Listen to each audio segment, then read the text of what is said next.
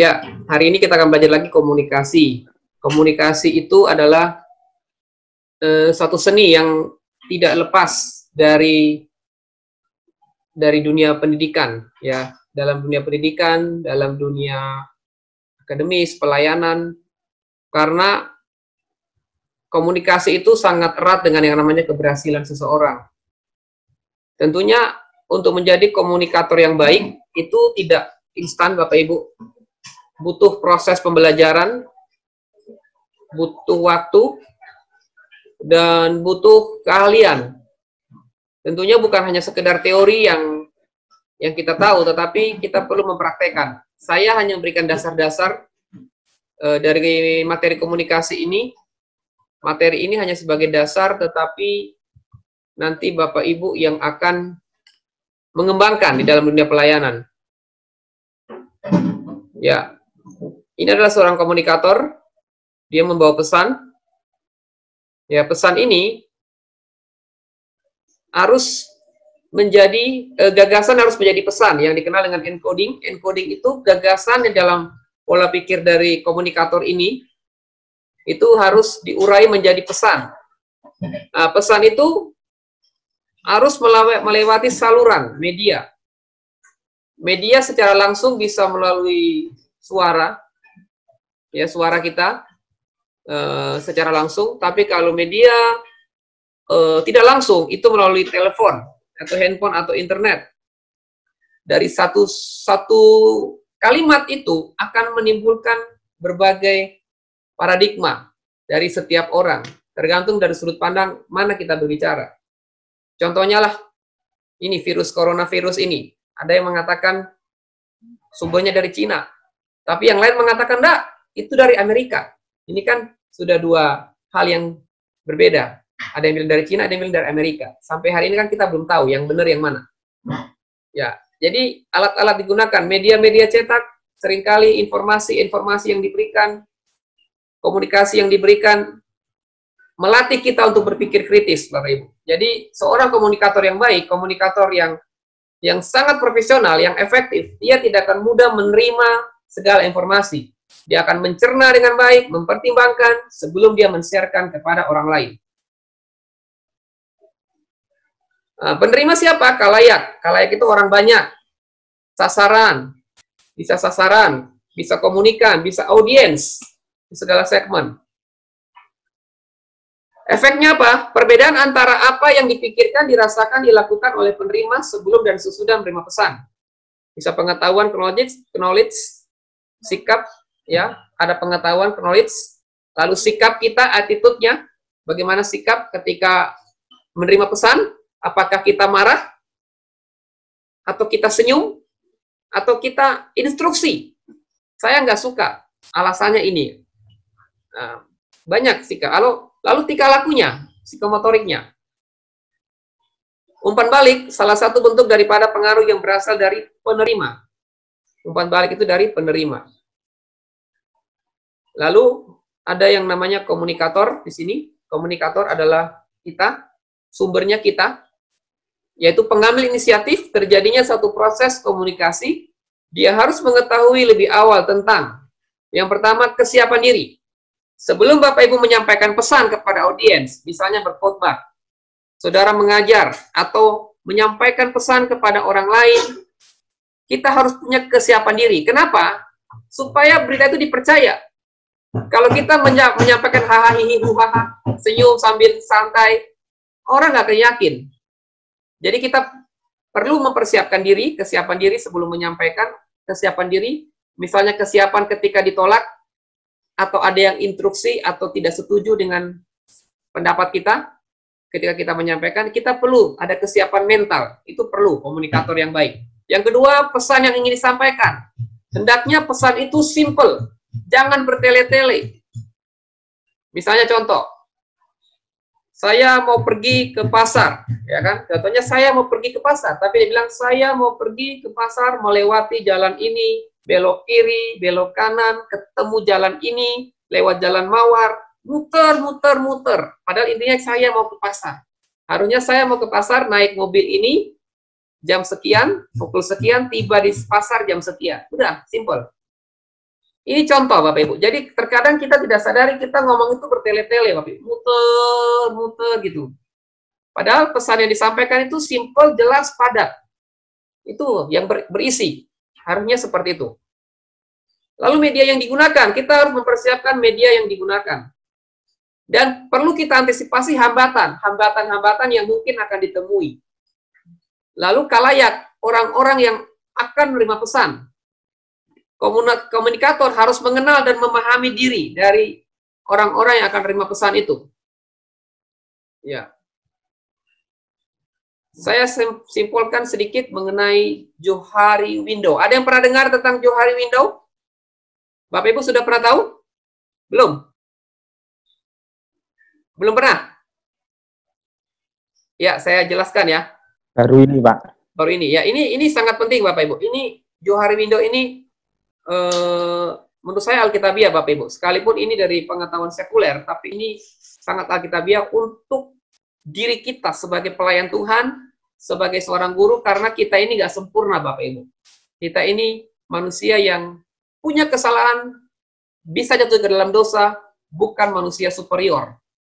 Jadi ini dikenalkan oleh Joseph Luft dan Harrington Ingham. Memperkenalkan konsep namanya Johari Window, sebuah jendela terdiri dari 4 bagian. Yang pertama wilayah terbuka, open area. Wilayah terbuka atau open area. Nanti saya jelaskan satu-satu. Yang kedua, wilayah buta atau blind area. Yang ketiga, wilayah tersembunyi atau hidden area. Yang keempat adalah wilayah tidak dikenal atau unknown area. Seperti apa itu? Ya, ini Bapak Ibu. Ya. Jadi open area ini adalah area terbuka, wilayah terbuka ini seperti ini. Ini wilayah terbuka adalah kepribadian. Misalnya, pekerjaan kita, siapa orang tua kita tinggal di mana, kepribadian kita seperti apa yang kita sukai, hobi kita apa, itu wilayah terbuka dan semua orang pasti tahu. Dan saya yakin setiap kita pasti mengenal tentang wilayah terbuka kita. Artinya hal-hal yang menjadi kelebihan dan kekurangan, dan semua orang, bukan hanya diri kita, tapi orang lain juga tahu. Itu adalah open area atau wilayah terbuka. Lalu yang kedua yang perlu kita pahami adalah wilayah itu kita nggak tahu diri kita. Kita nggak ngerti kekurangan kita, yang kita nggak ngerti, tapi orang lain bisa lihat, Bapak Ibu. Ini sulit dihapus kecuali dikurangi. Yang namanya tabiat atau temperamen, Bapak Ibu. Watak yang sejak dari sana. Kekurangan kita misalnya suka menunda-nunda atau malas misalnya. Itu nggak bisa dihapus, tapi bisa dikurangin. Kita nggak tahu, kita nggak sadar kita punya kekurangan. Ini seperti blind spot. Blind spot itu seperti mobil. Kita kalau naik mobil, lihat kaca spion, tapi kalau hanya mengandalkan kaca spion, kadang ada tiba-tiba motor lewat, kita mau belok, tiba-tiba mau nyandul. Pernah nggak ngalamin Pak Warto? Kayak mau nabrak, pernah ya Pak ya? Motor di sebelah kiri, kadang nggak kelihatan. Iya, ya kan? pernah, sering loh Pak. Sering ya? Ya itu namanya blind spot, titik buta, wilayah buta manusia yang kita nggak tahu, orang lain tahu. Saya pun demikian. Kenapa? Kita butuh orang lain untuk mengoreksi kita. Ini sulit dihapus, tapi kita bisa caranya untuk menghilangkan bercermin pada nilai, norma, dan hukum yang diikuti orang lain. Lalu yang berikut adalah wilayah tersembunyi, Bapak Ibu. Wilayah tersembunyi, ini kemampuan yang kita miliki tersembunyi, sehingga tidak diketahui orang lain, Bapak Ibu. Jadi kemampuan yang kita miliki, yang kita sembunyikan, orang lain nggak tahu, hanya diri kita dengan Tuhan yang tahu. Ada dua konsep yang dikenal dengan over disclose, yaitu sikap terlalu banyak mengungkap sesuatu, sehingga hal-hal yang seharusnya disembunyikan juga diutarakan. Sikap terlalu banyak mengungkap sesuatu, sehingga hal-hal yang seharusnya disembunyikan juga diutarakan. Contoh konflik rumah tangga. Orang itu akan menceritakan Tuhan yang ia percayai, dan dia tidak semua menceritakan. Ini dengan over disclose. Ada beberapa orang-orang tertentu yang mengungkapkan sesuatu, harusnya disembunyikan diutarakan, tapi kepada konselor misalnya. Contohnya konflik rumah tangga. Ini wilayah tersembunyi yang dimiliki oleh manusia. Yang pertama, over disclose. Yang kedua, under disclose. Ini sudah menutup diri, tertutup. Sikap ini menyulitkan psikiater, menyulit dia rumah tangganya harmonis, tapi dia masih menutupin. Tidak mau dibuka semua. Akan menyulitkan dalam pengobatan dirinya. Ternyata tidak lebih atau empat. Jadi sangat dia under disclose. Over disclose masih mending. Dia masih mau terbuka, masih mau mengemukakan konflik masalah lainnya. Lalu yang terakhir, yang perlu kita tahu, wilayah Tuhan. Ini adalah misteri ilahi. Wilayah tadi belum dikenal.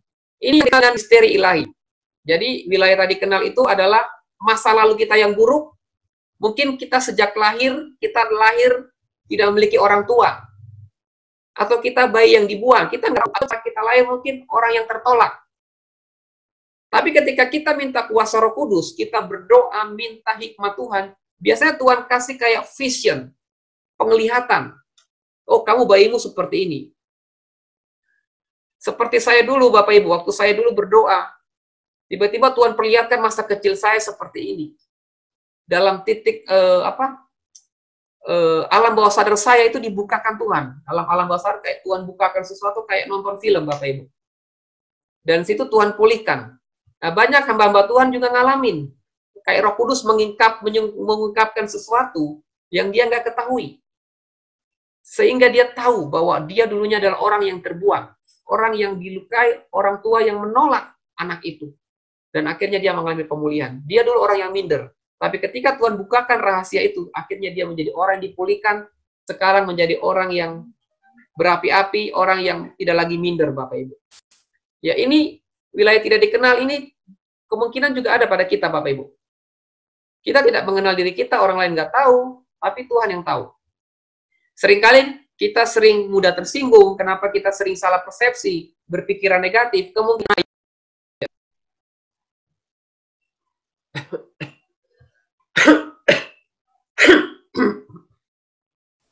ya, lanjut.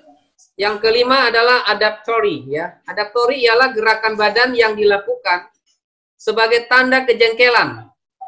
Ya, kejengkelan, misalnya menggerutu, mengepalkan tinju ke atas beja, dan sebagainya. Ini dikenal dengan namanya adaptori. Lalu yang B, berikutnya ada gerakan mata, Bapak Ibu. Ada yang menggunakan gerakan mata di sini. Untuk memperoleh umpan balik dari seorang lawan bicara, misalnya dengan mengucapkan bagaimana pendapat tentang hal ini, untuk menyatakan terbukanya saluran komunikasi, sebagai sinyal untuk menyalurkan hubungan, meningkatkan frekuensi orang yang saling memerlukan. Jadi dengan kode mata kita udah tahu. Orang yang merasa malu akan berusaha untuk menghindari terjadinya kontak mata. Misalnya orang yang merasa bersalah atau berhutang akan menghindari. Kalau saudara ingin lihat orang itu jujur atau enggak, lihat mata. Karena mata itu adalah hati. Benar nggak? Mata itu adalah hati. Kalau baik,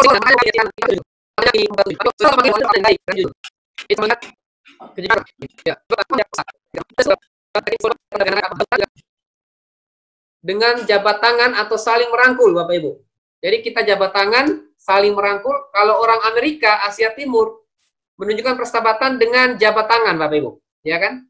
Asia Timur dan Amerika dengan jabat tangan. Tapi kalau orang Arab dan Asia Selatan, persahabatan lewat sentuhan pundak.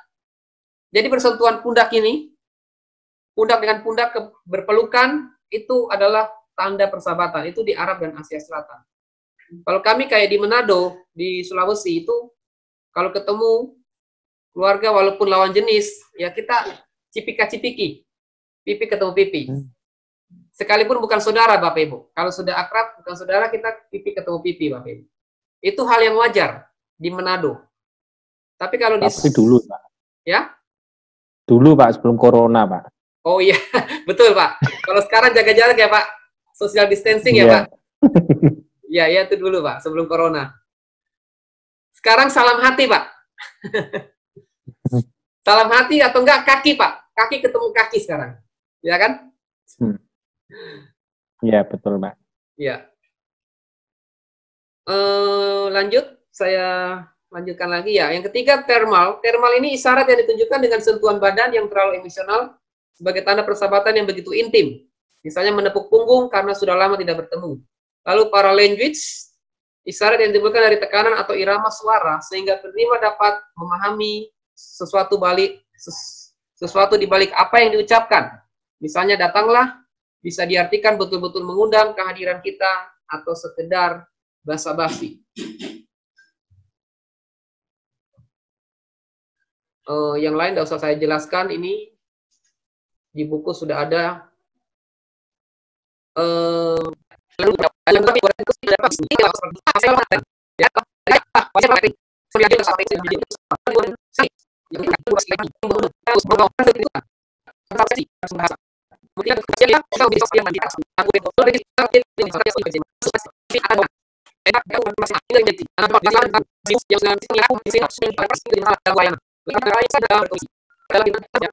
Oke, sampai di sini ada pertanyaan?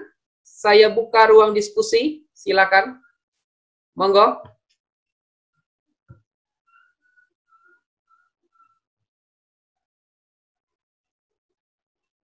Halo, silakan bertanya.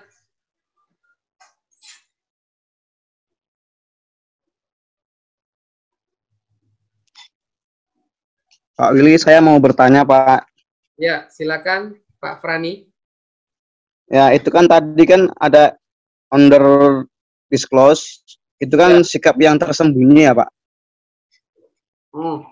Nah, pertanyaan saya, untuk menghadapi orang yang seperti itu, caranya gimana ya, Pak? Soalnya kan kita seperti di Men's Camp, MMK, itu kita menghadapi orang-orang yang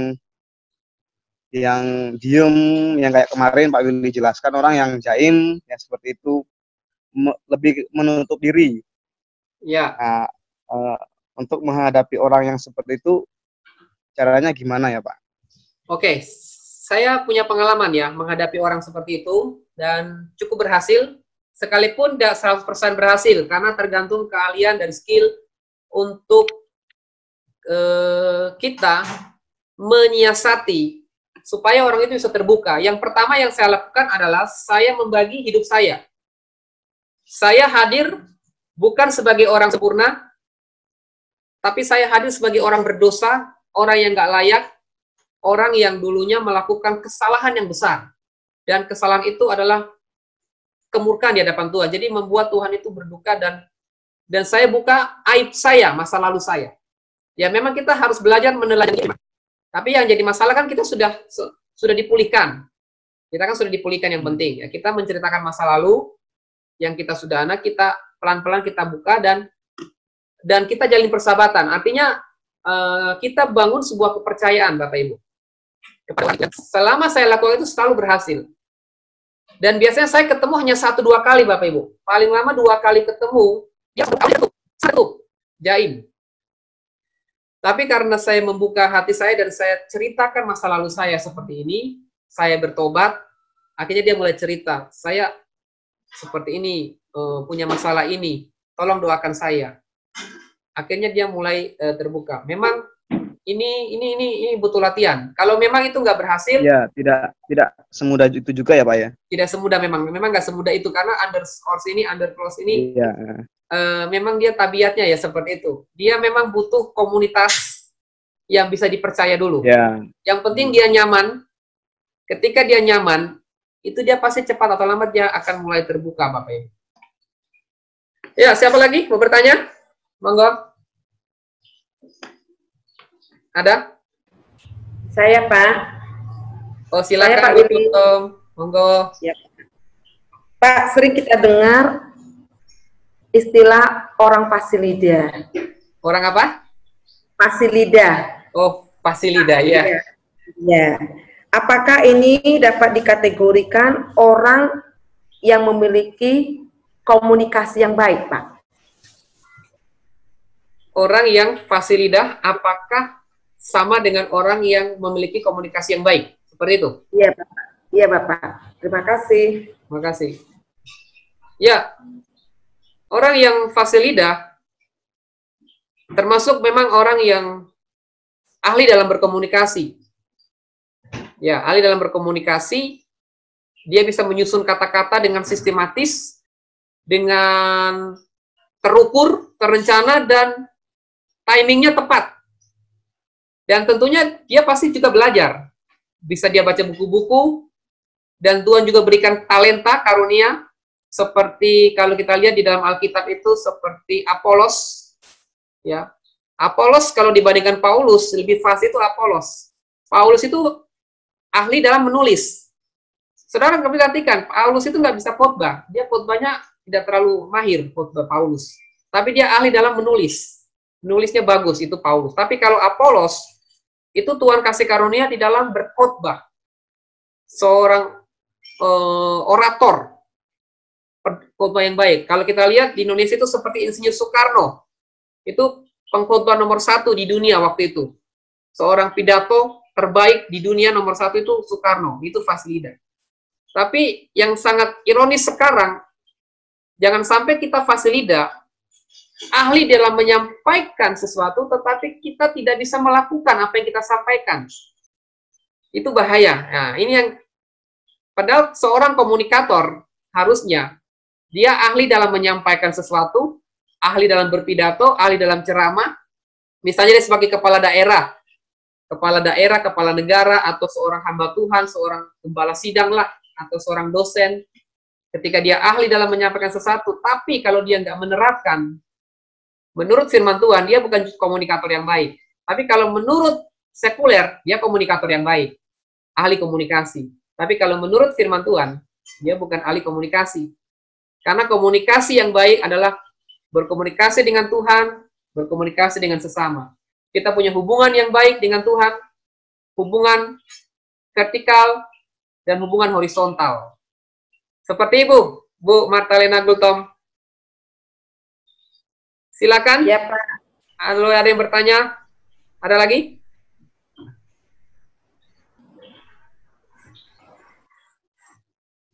Monggo kalau ada yang bertanya lagi. Pak, saya mau tanya, Pak. Ya, silakan, Mbak Eliana. Jadi saya itu kan punya teman rekan sekerja dalam pelayanan sekolah minggu gitu ya, Pak. Jadi orangnya itu menurut saya kurang bertanggung jawab. Jadi misal diberi tugas gitu, nggak dipersiapkan gitu. Jadi tiba-tiba ketika ngajar, sudah tahu itu jadwalnya, dia belum siap gitu ya, Pak. Nah, saya kan di situ memberitahu dia, kamu kok jangan kayak gitu. Tuh pertama kali sih saya bilang, ya jangan kayak gitu, kamu harus persiapan gitu ya. Ya raut wajah saya sih sudah sama sebel-sebel gitu ya, Pak. Nah, saya sudah bilangin gitu, tetapi ketika dia dijadwal lagi, dia masih tetap seperti itu, sampai akhirnya saya sendiri sudah sebel, malas untuk bahas itu. Gitu ya, Pak. Berarti kan saya sudah kalau menurut saya sudah berkomunikasi dengan baik, tapi dianya yang kok nggak berubah-berubah, nggak ada efeknya apa-apa. Dan itu juga dia sudah ditegur sama pembina sekolah minggu juga tetap masih gitu. Nah, menurut Bapak gimana cara untuk komunikasi sama orang yang seperti itu, Pak? Itu sudah berapa kali kejadian itu? Sudah sering, Pak. Jadi tiap dia tugas gitu tuh kadang dia nggak mempersiapkan lagunya seperti itu. Misal harusnya datang segini, dia datangnya lebih-lebih seperti itu, Pak. Ya, gini, kita menggunakan prinsip Tuhan Yesus. Kita pertama menggunakan prinsip Yesus dalam Injil kan, kalau ada saudaramu yang melakukan kesalahan, panggil dia bicara 4 mata.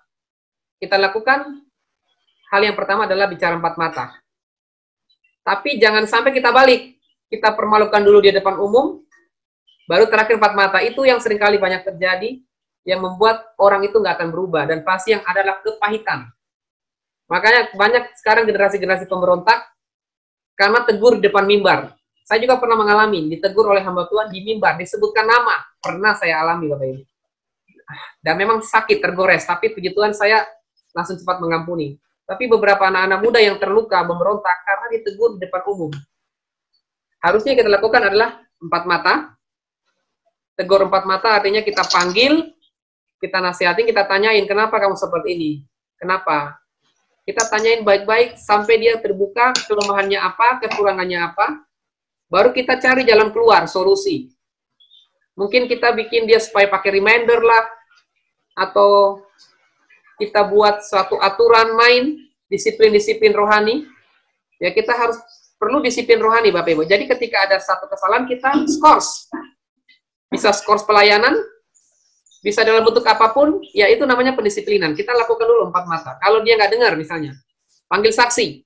Panggil beberapa orang untuk menegur dia, nasihatin. Misalnya 2-3 orang saksi untuk nasihatin. Nggak mau dengar, tegur di depan banyak orang, seperti kita kayak, ya mungkin sebenarnya bukan mempermalukan. Tapi kalau dia sudah kelewatan, ya kita kayak seperti permalukan. Itu akan mendidik dia untuk mendisiplin dia supaya dia berubah. Tapi kalau tetap nggak mau berubah, serahkan kepada iblis. Ini Alkitab yang ngomong, Bapak Ibu. Itu langkah terakhir. Itu yang paling kejam, Bapak Ibu. Tapi jangan sampai seperti itu. Gimana? Mbak Eliana, cukup jelas? Sudah dilakukan belum? Yang metode yang saya metodenya Tuhan Yesus. Selama ini sudah dilakukan metodenya Tuhan Yesus? Kalau saya memang bukan tipe orang yang mempermalukan di depan umum. Biasanya saya empat mata bicara, kamu kok seperti ini gitu, tapi nggak ada perubahan. Saya selalu bicara empat mata terus sih Mbak. Belum sampai ada dibicarakan ke umum gitu. Maksudnya kita tanyakan masalahnya kenapa kamu seperti ini, apa yang menjadi penghambat. Kita cari akar permasalahan. Tapi kalau kita hanya di kulitnya aja, hanya melihat dia nggak melakukan tugas ini, dia nggak bertanggung jawab, kita hanya melihat dia kurang bertanggung jawab. Itu kan hanya luarnya. Kita hanya menyimpulkan kesimpulan sementara, oh dia nggak bertanggung jawab. Tapi kan kita nggak tahu penyebab dia nggak bertanggung jawab apa. Apa yang melandasi dia nggak pernah mau melakukan pelayanan. Pasti ada akar. Nah, akarnya ini harus kita cari. Sumbernya. Nah, kalau kita temukan sumber, akan terjadi pemulihan, Bapak Ibu. Kalau kita nggak ketemu akarnya, dia nggak akan berubah. Nah, baru kita lakukan pendisiplinan. Nah, pendisiplinan rohani yang mendidik supaya dia bisa berubah dan sadar. Ya, siap Pak. Ya, itu. Jadi cari dulu akarnya apa, permasalahannya. Jadi kita sambil minta berdoa, minta pimpinan Roh Kudus, minta hikmat Tuhan, kita berdoa, minta tuntunan Roh Kudus, dan kita juga sambil lakukan konseling atau menanyakan, meng-cross-check. Kalau perlu panggil konselor-konselor atau pembina sekolah minggu untuk meng-cross-check, mengkorek dalam dirinya apa, sampai dia bisa terbuka. Iya, Pak. Kalau saya langsung bilang, kamu kok nggak bertanggung jawab, seperti itu kan. Gimana? Dia tersinggung nggak waktu kamu bilang seperti itu? Mbak Eliana bilang seperti itu, dia marah atau gimana? Jengkel? Kalau saya langsung kok nggak tugas, kan saya masih kecil kan saya seperti ahli varis menghakimi ya. Suaranya putus-putus ya? Apa coba ditutup videonya? Video hanya pakai foto aja. Nah, ya. Kalau saya langsung bilang kamu orang yang tidak bertanggung jawab, cukup sampai di situ, berarti saya sama saja seperti ahli farisi yang menghakimi saja. Ya itu, karena gini, karena kita sudah menjudgment. Nah, makanya kita hati-hati berkomunikasi dengan orang yang melakukan kesalahan, jangan langsung kita menjudgment seperti itu. Kita harus menanyakan, kenapa? Dengan kasih, kita mengorek. Kamu ada masalah apa? Apa yang membuat dirimu sehingga melakukan hal seperti ini? Pelayanan sudah berkali-kali. Ya, Yesus pun waktu Adam dan Hawa, Adam melakukan kesalahan, dia tidak langsung ngomong, hai Adam, kamu nggak bertanggung jawab. Tapi Yesus bilang, Adam, di manakah engkau? Hai Adam, di manakah engkau? Dia melakukan kalimat pertanyaan, bukan pernyataan. Tapi seringkali kita hamba Tuhan melakukan pernyataan, seperti menjudgment. Nah, itu bahaya. Itu akan menyudutkan orang itu untuk dia menutup diri, memasang tameng untuk dia tidak bisa terbuka. Tapi kalau kita seorang komunikasi, kita belajar kepada Allah, kepada Bapa. Waktu Bapa melihat, Elohim melihat Adam berbuat dosa, dia nggak langsung menuduh loh. Adam, kamu nggak bertanggung jawab ya. Tapi bilang, hai Adam, di manakah engkau?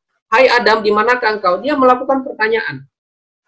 Selalu dengan kalimat pertanyaan. Yesus, Tuhan pun tidak pernah melakukan yang namanya penghakiman.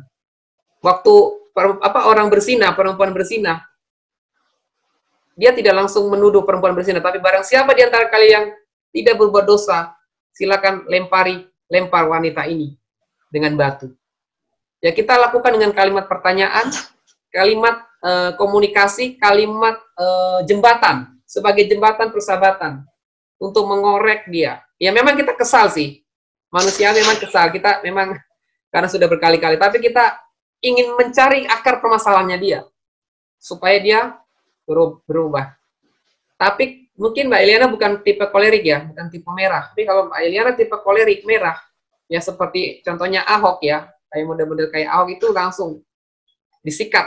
Pokoknya kata-katanya pedas kalau memang sudah berkali-kali, ya kadang-kadang harus perlu kata-kata yang seperti itu. Tetapi itu jangan dulu ya, sebaiknya dengan kata-kata yang lembut, supaya dia nggak masang tameng, penghambat.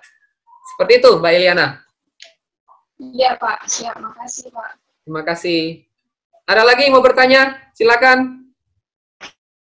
Pak, ini belum jelas, Pak. Yang wilayah blend area atau wilayah Blend spot, blend area ya? blend area, Pak. Nah, blend area. Tulisannya sih Bapak blend area, wilayah buta. Itu maksudnya buta itu berarti kita sendiri juga nggak sadar ya, Pak? Atau gimana? Bukan. Kita itu nggak tahu, Pak. Jadi, kita itu nggak tahu kalau kita itu punya kelemahan di situ. Orang lain yang ngomong, orang lain lihat, oh kekuranganmu ini, baru kita sadar, Pak. Baru kita menyadari kalau kita melakukan kesalahan atau kelemahan kita di situ. Oh gitu kan, Bapak tadi bilang itu yang tahu kan mungkin Tuhan. Oh itu yang sama wilayah tidak dikenal.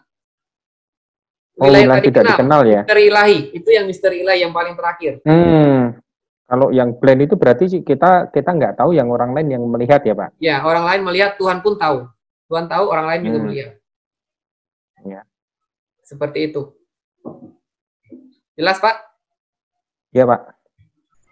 Amati gitu, Pak, di hari-hari ini, di zaman-zaman modern seperti ini, jujur, Pak, saya sebagai orang-orang yang usia-usia sudah 40 ke atasan gitu ya, Pak ya. Artinya untuk mengikuti komunikasi zaman anak-anak sekarang ini saya selalu terkendala.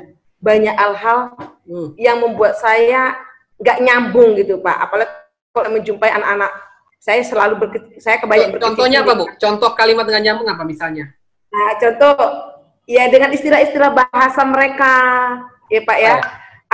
Ada istilah tanda kode-kode bahasa mereka. Nah, ini kadang-kala membuat saya sebagai orang-orang yang ada di atas usia 40 ke atas ini terkendala. Artinya, komunikasi di zaman-zaman selanjutnya ini membuat kedepannya banyak istilahnya orang akan mengalami kesulitan ini, Pak. Gimana ini, Pak, solusinya?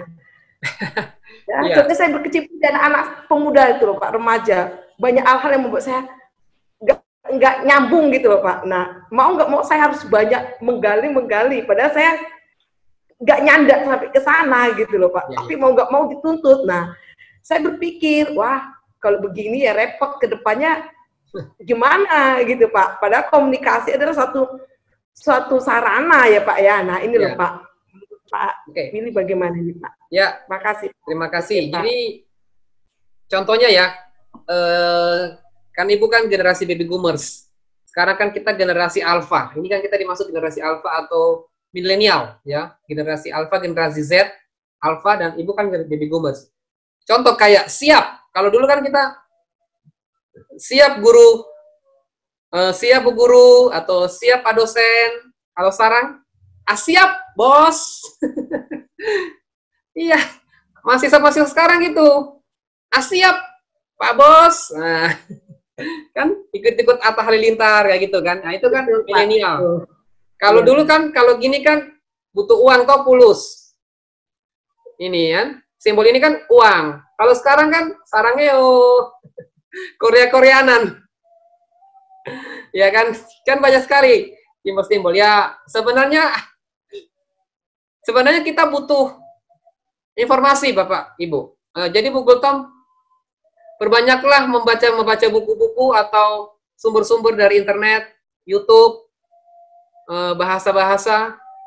Ya kita melihat informasi lah supaya kita nggak gaptek. Jadi kalau mereka bertanya atau menyampaikan dengan istilah-istilah milenial, kita tetap menjawab dengan bahasa yang umum yang kita lakukan. Tapi kan kita paling nggak paham gitu. Jadi ya kita melihat dari informasi aja. Kita nggak bisa masuk ke dalam dunia mereka, memaksakan diri untuk Ibu Gultom masuk ke dalam dunia mereka. Demikian sebaliknya, mereka nggak bisa kita paksakan masuk ke dalam dunia Bu Gultom. Komunikasi itu sebagai jembatan antara generasi old zaman dulu dengan generasi zaman sekarang. Ya, ini sebagai jembatan ini kita harus belajar merendahkan diri untuk kita mau belajar juga sama-sama untuk memahami karakter anak, memahami kepribadian dia. Nanti dibilang, wah, mama nggak gaul. Pak guru kok nggak gaul? Nonton TV dong. Digituin gimana? Ya kan? Kita harus banyak informasi ya, kita menyimak bahasa-bahasa sekarang anak-anak muda ya, karena anak-anak muda itu nggak suka dengan hal-hal yang kaku Bapak Ibu. Mereka nggak senang dengan, mereka senang itu sesuatu yang santai, seperti sahabat gitu loh. Mereka suka dengan yang orang bersama sahabat. Kalau kita menjadi sahabat dengan mereka, mereka akan mau mendengarkan nasihat kita. Tapi kalau kita nggak mau mengerti dunia mereka nggak akan bisa nurut sama kita, percaya deh. Mereka nggak akan mau nurut, dan mereka akan membuat jurang pemisah yang jauh antara papa, mama, dengan anak. Tapi kalau papa, mama ini bisa memahami si anak, dan dia bisa mengerti dunianya si anak ini, dan bisa mau belajar, akan menjadi sahabat, menjadi jurang yang begitu dekat. Sekalipun masih ada jurang, tetap masih ada jurang, tapi begitu dekat. Ya, dekat sehingga hubungan ini bisa baik dan kita bisa tidak gaptek, Bu. Kita tidak miskomunikasi dengan mereka.